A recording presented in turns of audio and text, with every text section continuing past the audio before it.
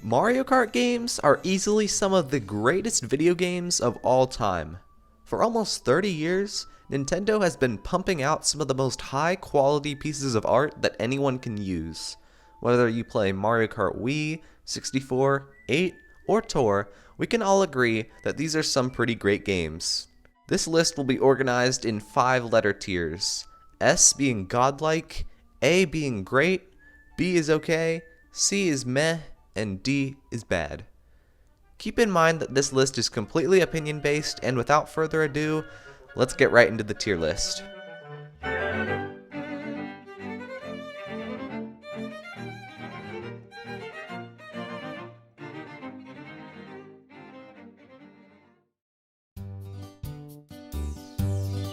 Starting out with the best of the best, we have Mario Kart Wii and Mario Kart 8 Deluxe. These two are simply my favorites, where they have some of the biggest communities, extremely satisfying controls, and sit on top of two of the greatest gaming consoles of all time. I think that Mario Kart Wii is undoubtedly the greatest racing game ever made. The game's mechanics and controls are what bring people back to the game after playing for thousands of hours. Not to mention the sheer amount of work that was put into keeping this game alive by the well-known YouTubers, modders, and speedrunners. Arguably the biggest factor in Mario Kart Wii's community is the CTGP Revolution mod, which allows you to play over 200 custom tracks, play custom game modes, and race online against other players. For a game that's almost 12 years old, it holds up better than a lot of the newer Mario Kart games, even though it's running on an inferior console with no current support from the company that made it in the first place. Now Mario Kart 8 Deluxe, on the other hand, is a new-aged masterpiece. With 48 vanilla tracks, an incredible time trial mode, and one of the best battle modes you could ever play. The game does suffer quite a bit from a few drawbacks, however. First of all, the character roster is kinda bland. While it doesn't bother me, a lot of people aren't very fond of the numerous reskins and unnecessary additions. The online mode is also pretty pathetic thanks to peer-to-peer connection, which results in a lot of lag and DCs. Overall, I think that both of these games are pretty strong additions to the series. Now, let's take a look at some of the other great games in A tier.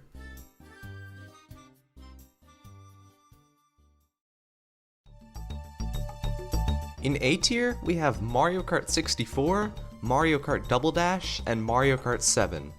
All of these games are wonderful to revisit from time to time, but I don't really play that much anymore. 64 has the classic tracks, Double Dash has the classic items, and 7, well, I don't really know why I like it so much. It feels so good to play for no reason at all. Let's go a little more in depth, shall we? Mario Kart 64 was the first 3D Mario Kart game, released in 1996 for the Nintendo 64. It shocked many at the time with the incredible graphics and level design. Over the years, it became the most broken Mario Kart game in the series, winning the title of being objectively one of the best Mario Kart games of all time. Mario Kart Double Dash is a GameCube classic, which featured some of the most obscure mechanics and game design, which sets it apart from every other game. First of all, there are 2 drivers per kart. Each driver can get one item which can be switched at will.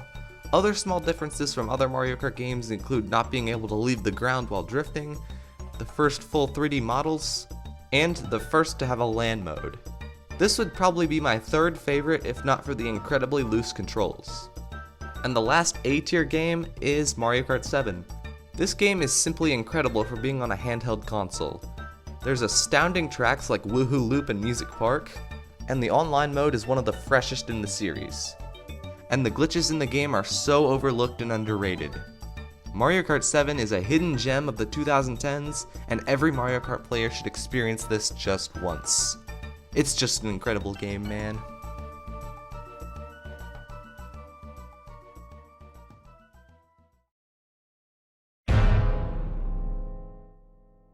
Over in B tier, there's Mario Kart DS, Mario Kart 8, and Mario Kart Tour. There's a reason that Mario Kart DS gets so much praise, you know. It was the first game to have 32 tracks, a single player versus and battle mode, as well as the only game to have a fully decked out mission mode. And no, Mario Kart Wii and Tour's versions don't count. This was also the first portable 3D Mario Kart game, and on top of that, you can play online with other players. While this game looks really good, it has a couple of setbacks for me. First of all, I don't really enjoy the old style of drifting.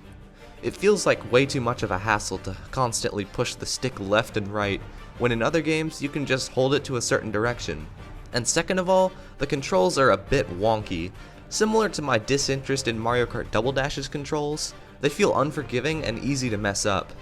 Other than that, it's a fantastic entry in the series, just not exactly the most fun to revisit. Mario Kart 8, the predecessor to one of my favorite games. Something about it just isn't doing it for me. I can't really put my finger on it, it just feels different in a way that I don't like.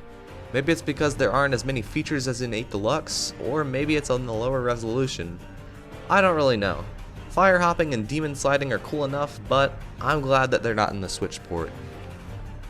Here we go, my favorite of the B tier. In my opinion, Mario Kart Tour is probably one of the most criminally underrated games in existence. People tend to look over every good thing that it does and slap it with the gotcha mechanics are bad card. The reason that I really like it is because of the replay value. Aside from updating the game every 2 weeks, there are always new tracks being added, new items, characters, karts, gliders, challenges, and shop items. Whenever you're not completing the tour, you could be playing with others in multiplayer mode, grinding for high scores in ranked mode, working for the max player level, or hell, even time trialing. The microtransactions aren't as bad anymore though. Nintendo has recently been making a lot of changes to benefit free-to-play users, such as adding 2 other items shops so that you can cash in on some cool customizables or tickets. There are now pipes with less items in order to give you a better chance at getting what you want, and finally, the more friends you have, the more coins you can earn at the end of each week. That was my hot take on Mario Kart Tour, but I know that a lot of people have bad blood for the game. So, let's move to C tier.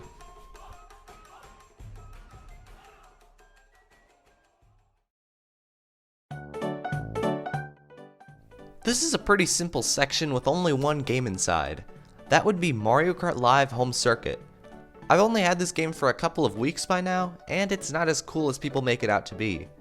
I mean, it's neat to drive around your house and explore under furniture, but when it comes to racing, the game suffers from real-world limitations. Communication with the cart can randomly cut out, and it will get stuck on various items.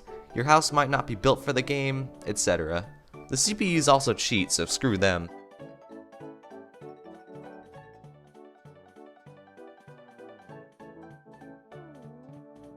I have never played any of the Mario Kart arcade games because they aren't in my area. They look fun enough, but they have time limits and appear to be worse for money than Mario Kart Tour is. I believe that there are 4 of them, which is Arcade GP, GP2, GPDX, and the virtual reality one. They seem okay, nothing revolutionary though.